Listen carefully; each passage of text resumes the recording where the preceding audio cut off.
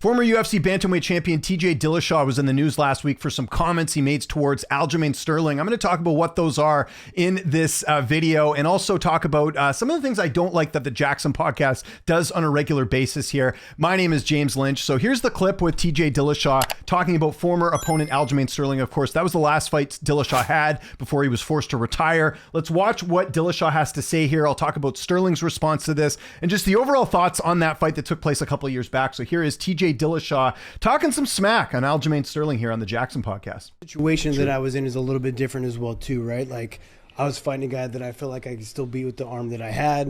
And TJ, stop. That's very disrespectful, bro. TJ, time out. We're gonna start losing guests if you be acting like that, bro. What are you trying to say, TJ? I feel like I could have knocked him out. Who? Sterling. With one arm? Yeah, dude, his striking's complete garbage. TJ, dog, get rabbit. But and then also listen to this. It's good to be back. Listen to this, and then I'm also coming back, trying to get my belt back. I know I'm gonna have shoulder surgery, so I'm gonna be out for another year and a half. I'm 36 years old. It's kind of like this might be my last shot. Ends up, yes, it was because my shoulder was so bad. So it's like, why am I gonna pass up this opportunity? It might be my last shot ever to be a 3-time world champion, like get my belt back, like. Just the odds, but you know the odds.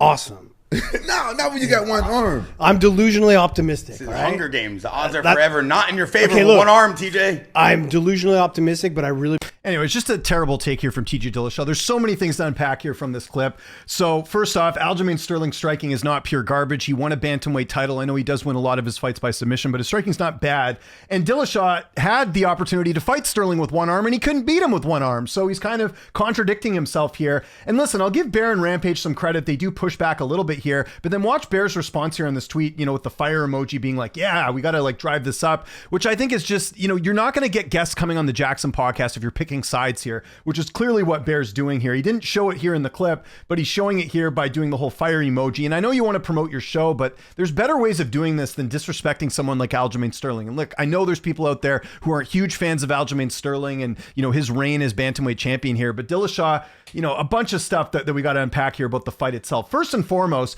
Dillashaw didn't even give us a fight against Aljamain Sterling. It was obvious from the get-go that he was injured in this fight. In fact, if we even go look at the striking stats from that fight, let's have a look at that right now.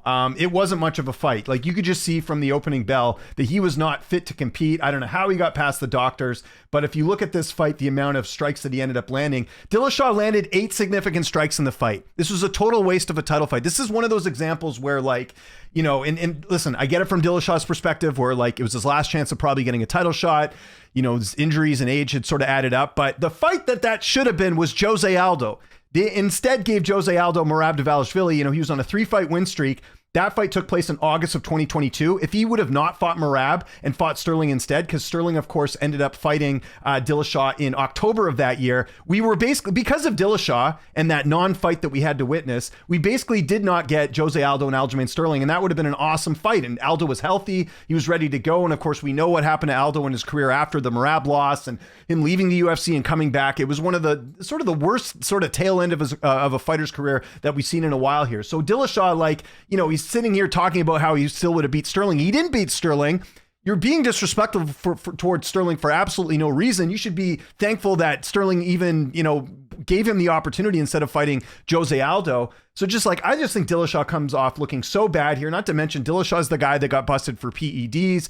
That's why he had been off for so long. I just think this is really petty from Dillashaw, and I don't get what the goal is here because it's not like he's going to come back and fight in the UFC. Sterling's not even a bantamweight anymore. He's fighting at featherweight. I just think this is totally a bad look. And the thing I don't like here about JAXXON, the JAXXON podcast is I can understand if this is a fight that could be made in the future and this is like a way of building up a future fight, but they're not going to fight. So this just, it's like, again, the guys on the JAXXON podcast are basically just taking a side and going after Sterling for absolutely no reason. Again, you can dislike Sterling for a bunch of other things, the yawn fight, all types of stuff that he's done, but you can't say his striking is garbage. I just think that's totally disrespectful and not really great coming from a guy like Dillashaw, who, let's not forget, he got that title shot against Aljamain Sterling in a fight against Corey Sandhagen, which he won by split decision. Most people felt he didn't even win that fight. That was at UFC on ESPN 27.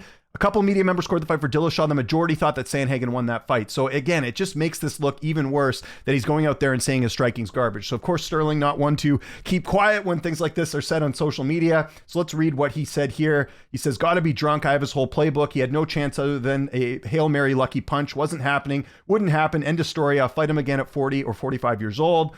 Then you had, some fans defending TJ. He says, "It's clearly a meaningful win. He legitimately thought he'd win and thought he'd knock me out. Meaningful all the way." I don't necessarily agree with that because it was obvious that Dillashaw was injured, right? Like going into the fight. So, Sterling can say it was a meaningful win. I do disagree with him there because Dillashaw was clearly injured in the fight. But again, Sterling showed up. He made it look quite easy because Dillashaw, for the most part was injured. Not very good.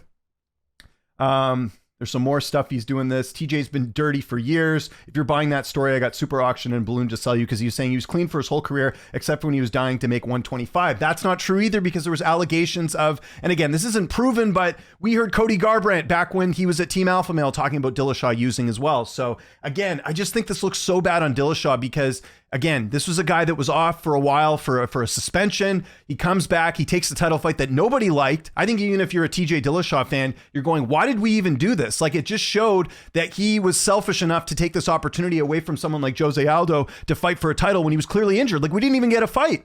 That's the issue I think that just makes this so much worse. And again, Sterling going out and, firing back. And I just don't think it's fair to Sterling, who's still competing and doing quite well. And you got Dillashaw, who we know is never going to fight again. We've seen the issues with his shoulders. He can't even lift his shoulder up here.